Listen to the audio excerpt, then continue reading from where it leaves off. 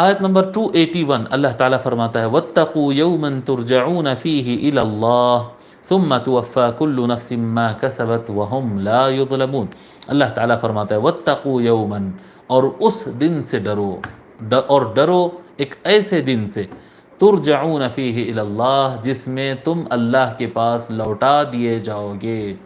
انا للہ و انا الیہ راجعون، انا للہ، بے شک ہم اللہ ہی کے لیے ہے،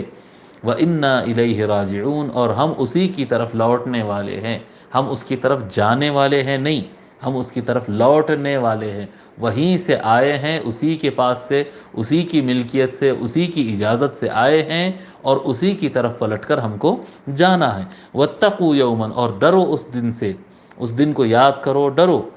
اور ڈرتے رہو کہ ایک دن ہوگا ترجعون فیہ الی اللہ، کہ تم لوٹا دیے جاؤ گے، تم کو واپس کر دیا جائے گا اللہ تعالیٰ کی طرف۔ ثم توفا، پھر اس کے بعد ثم توفا کل نفس، وفا یوفا بھرپور دینا، وفا یوفی بھرپور دینا، ثم توفا کل نفس ما کسبت، ہر نفس، ہر جان جو کمائی تھی اس کو بھرپور واپس دیا جائے گا، یعنی اس کا بدلہ، اس کا ثواب، جو کچھ اب اس نے عمل کیا، جو اچھائی کیا اس کا بھرپور ثواب ملے گا، جو گناہ کیا بھرپور اس کا بدلہ اور سزا جو ہوگی وہ دیا جائے گا، بھرپور، کوئی کمی نہیں ہوگی، نہ ثواب میں نہ عقاب میں، وہم لا یظلمون، اور ان پر کسی قسم کا ظلم نہیں ہوگا، انصاف کے ساتھ، جتنے اچھائیاں تم زمین پر کرے اتنا اچھائیاں، اتنے ثواب تم کو ملے گا، اور جتنے برائیاں تم زمین پر کرو گے اتنا گناہ اور اس کی سزا تم کو بھرپور طریقے سے ملے گی، کسی قسم کا ظلم نہیں ہوگا۔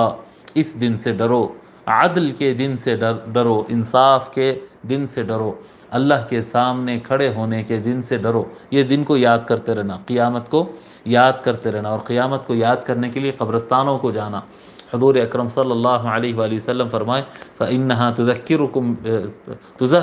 تُزَهِّدُ فِي الدُّنْيَا وَتُذَكِّرُ الْآخِرَةَ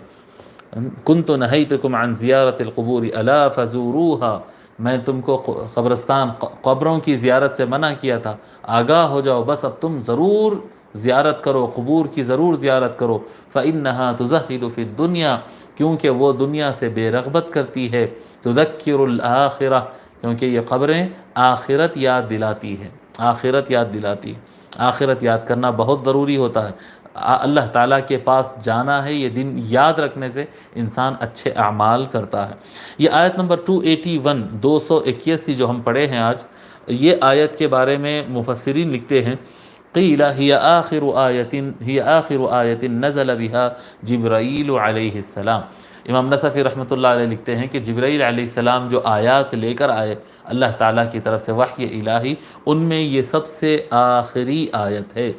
اس کے بعد کوئی آیت نازل نہیں ہوئی۔ دو آیتیں ہیں، ایک تو آیت ہے الیوم اکملت لکم دینکم واتممت علیکم نعمتی ورضیت لکم الاسلام دینا، یہ جو آیت ہے، بعض مفسرین لکھے ہیں کہ یہ آیت سب سے آخری ہے، اور بعض لوگ لکھے ہیں کہ یہ آیت واتقوا یوما ترجعون فیہ الی اللہ، یہ آیت نازل ہونے کے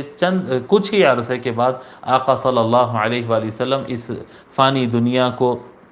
الوداع کہتے ہوئے اللہ تبارک و تعالیٰ کی سنگت کو، کیا کہتے ہیں، الرفیق الاعلیٰ کے بلاوے کو قبول فرما لیے، قبول فرما لیے۔ تو یہ آخری آیت نزول کے اعتبار سے کہا جاتا ہے کہ یہ آخری آیت ہے، اس میں اختلاف ہے، لیکن اس کے معنی کے حساب سے تو لگتا ہے کہ واقعی میں آخری آیت ہے۔ وَاتَّقُوا يَوْمًا تُرْجَعُونَ فِيهِ إِلَى اللَّهِ ثُمَّ تُوَفَّى كُلُّ نَفْسٍ مَّا كَسَبَتْ وَهُمْ لَا يُظْلَمُونَ۔ اللہ تبارک و تعالیٰ سے دعا ہے کہ مولا رب کریم ہم کو حلال کمانے کی توفیق عطا فرمائے، اور حرام اور خاص طور پر سود سے بچنے کی توفیق عطا فرمائے، اور